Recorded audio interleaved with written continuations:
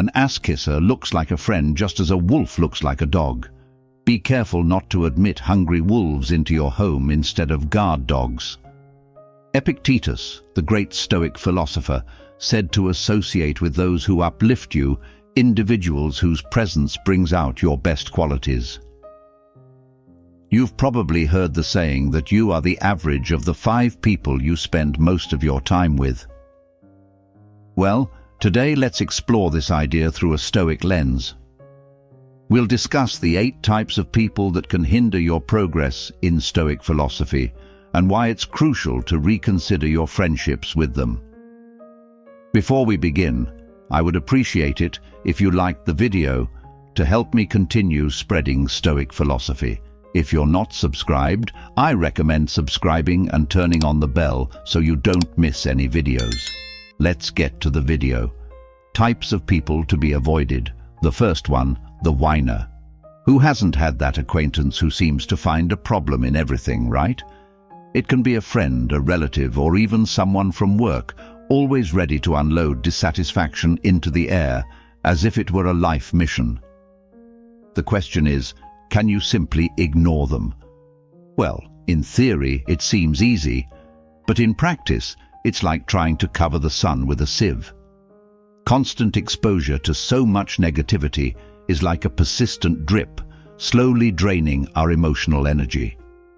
Here enters Stoicism, a philosophy that teaches us to direct our focus towards practical solutions instead of getting lost in problems.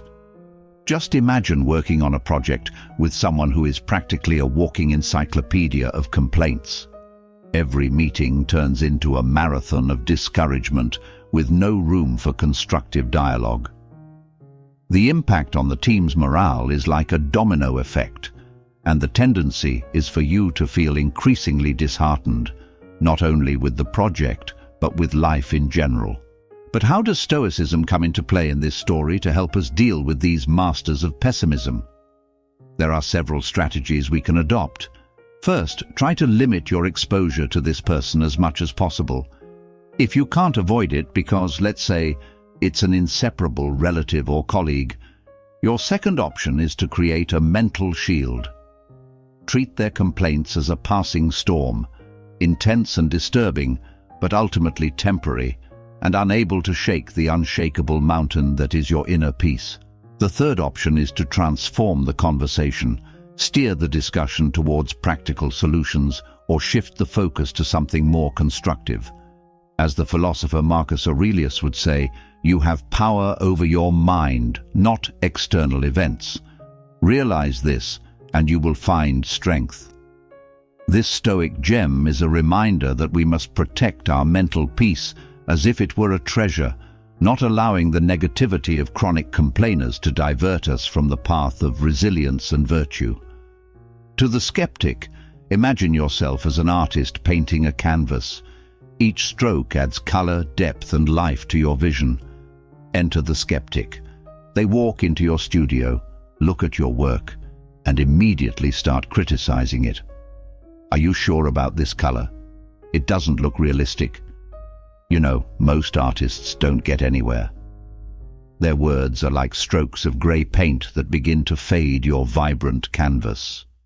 This isn't constructive criticism, but rather a persistent aura of doubt and negativity. For instance, suppose you're excited about pursuing a new career. You've done your research, talked to professionals in the field, and maybe even taken some preliminary courses. When you share your excitement with the skeptic, they quickly list all the reasons why it won't work. The market is too competitive. You don't have the right skills. What if you fail? Over time, their doubts start to feel like yours, and the self-confident vision you had begins to destabilize. How to deal with a skeptic, especially when this person may be close to you? An unconventional but effective method is to seek advice from them instead of just sharing your plans or aspirations. When people are put in an advisor role, they are less likely to attack your ideas directly and may offer more constructive feedback. Another method involves flipping the game through a technique called positive confrontation. Instead of absorbing their negativity, challenge them to think. If they say you'll never be able to change careers at this stage, respond with an interesting perspective. How do you think someone could successfully make a career change? This not only deflects negativity, but also encourages a more constructive conversation. Remember the words of the historical philosopher Epictetus. We have 2 ears and 1 mouth, so that we can listen twice as much as we speak. Listening doesn't mean absorbing everyone's negativity, but discerning valuable input from mere noise. When skeptics start clouding your canvas with their shadows of doubt, take a step back. Life is like a game of chess, with each player having the same pieces and the same goal, checkmating the opponent's king. You think strategically, make sacrifices, and take risks. But the victim blames the board, the pieces, or even the opponent for every bad move they make. In their view, they are perpetually in checkmate, not by choice but by some external force acting against them. Their narrative is an endless tale of misfortunes, with themselves as helpless protagonists. While it's crucial to acknowledge that some people face genuine difficulties and systemic issues, the victim we are discussing uses their situation as a permanent excuse, refusing to take any responsibility for their actions or lack thereof. You might find yourself entangled in their story, perhaps as a supporting character who constantly needs to rescue them. For example, you've spent countless hours listening to a friend blame their endless series of failed relationships entirely on their ex-partners. This not only consumes your time, but can subtly encourage you to adopt a victim mentality in your own life. So what's your move when dealing with a victim, especially when this person may be close to you? An unconventional but effective method is to ask them open-ended questions that encourage them to reflect on their situation. Instead of offering solutions or becoming the perpetual problem solver, try questions like, "What do you think you could do differently in this situation?" Or, "How do you see yourself taking control of this part of your life?" Another approach is to show empathy and kindness, but not try to rescue them from situations they need to navigate on their own. Offer an attentive ear, but avoid becoming their perpetual problem solver. Remember the words of the Stoic philosopher Epictetus. The best revenge is to be unlike him who performed the injustice. If you find yourself being drawn into the victim's narrative, resist the temptation to become one yourself. Take control of your own game board, make your moves, and remember that in the chess game of life, being perpetually in checkmate is often a choice, not a fate. Keep moving your pieces forward, make strategic sacrifices when necessary, and play not for revenge or pity, but for growth and wisdom. 3. The toxic positivist. Oh, we all know that person who seems to be the embodiment of joy, always casting rainbows and an endless shower of emojis. They tell you to simply be happy, as if that were as easy as changing clothes, completely ignoring your feelings and experiences with a wave of bright optimism. Imagine life as a garden with flowers, but also with weeds and pests. The toxic positivist, however, insists on only seeing the roses blooming, telling you not to let negativity into your garden. Sounds inspiring, right? But this approach can make you feel invalidated and disconnected from reality. Let's suppose you're going through a tough breakup. You're sad, confused, seeking emotional balance. And here comes the advice from the toxic positivist. Oh, there are plenty of fish in the sea. Smile and be happy. This exaggerated positivity simply ignores the complexities of human emotions and the realities of life's challenges. How do you cultivate your garden without letting the toxic positivist trample it with their undue optimism? One strategy is to engage them in a conversation that addresses both light and shadow. If they say, "Look on the bright side, at least you have your health." You can respond, "Yes, I'm grateful for my health. But it's also okay if I feel sad about this specific issue. Both can coexist." Another technique is to use what psychologists call emotional granularity, the ability to feel and differentiate a wide range of emotions, both positive and negative. When the toxic positivist tries to force you to be happy, take a moment to acknowledge and name your nuanced feelings. Saying, "I'm feeling a bit melancholic today because of X, and that's okay," can be a liberating statement. According to Stoic thought, as Cicero said, true happiness is to enjoy the present without anxious dependence upon the future, as if we expected to be happy in the future. Notice the balance, understanding duties which are not always pleasant and enjoying the present. The Stoic approach is not about focusing solely on the positive or negative, but about embracing the complexity of life with equanimity. So the next time the toxic positivist throws their confetti on your carefully tended garden, take a step back. 4. The victim. Imagine life as a grand chess game where each player has the same pieces and the goal is to checkmate the opponent's king. It requires strategic thinking, sacrifices, and taking risks. However, there's that person who, instead of facing the challenge head-on, prefers to blame the board, the pieces, or even the opponent for every bad move.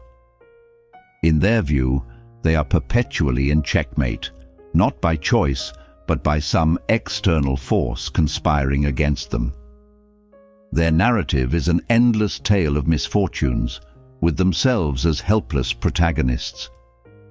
Of course, it's important to acknowledge that some people face real difficulties and systemic issues, but this particular victim uses their situation as a permanent excuse, refusing to take any responsibility for their actions or lack thereof.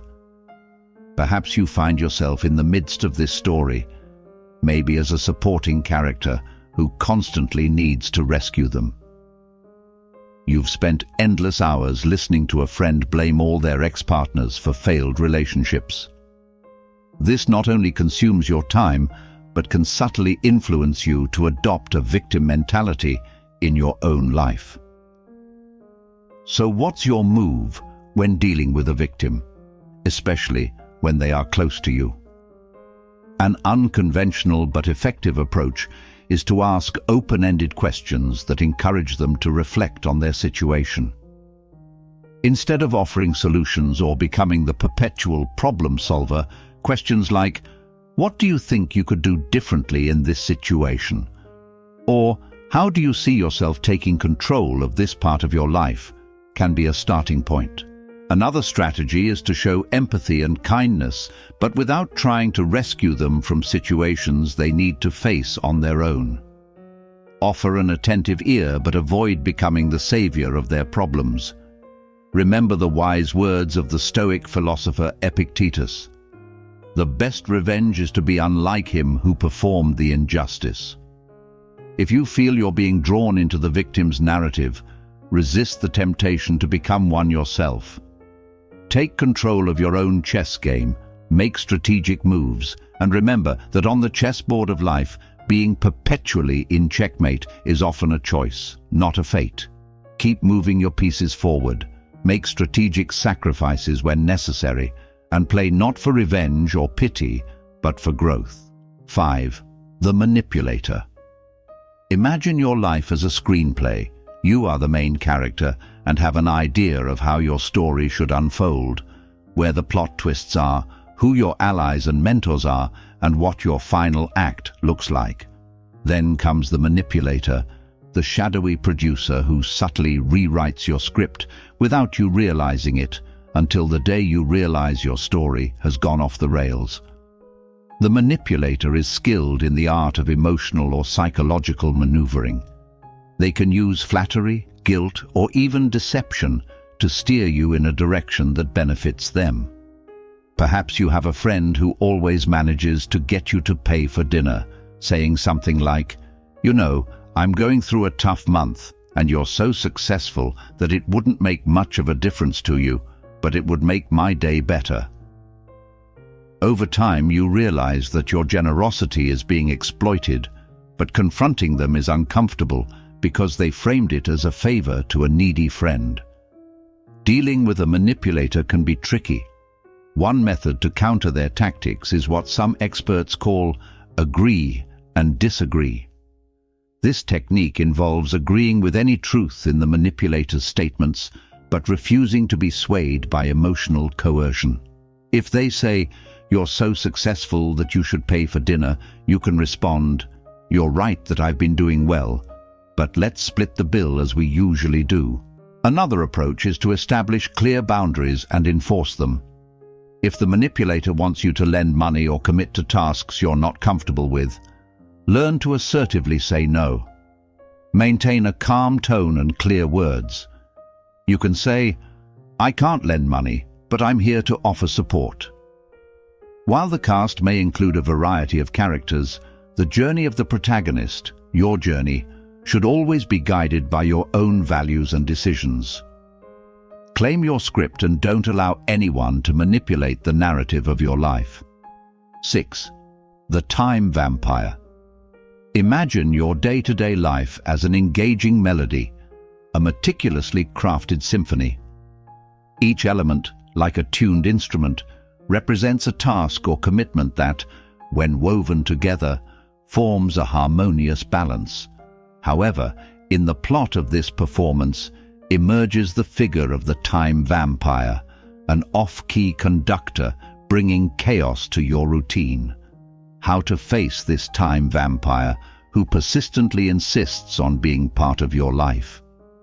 An efficient strategy is to establish clear boundaries, like precise notes on a musical score. Communicate your time constraints assertively but gently. If a friend wishes to have a conversation, you can harmonize the situation by saying, "It would be great to talk, but I only have 15 minutes now. Can we make the most of this time?" When a colleague seeks your help, you can orchestrate a response like, "I'm currently busy, but once I finish my task, I'll be happy to collaborate." An additional approach to protect your time is to take care of your well-being and productivity, like conducting a symphony to achieve the best possible performance. Setting clear boundaries with time vampires not only restores harmony to the symphony of your life, but also creates space to help others in a way that doesn't compromise your own rhythm. In this journey of time self-management, remember that by saying no to certain demands, you are tuning your own symphony, providing it with a richer and more balanced melody.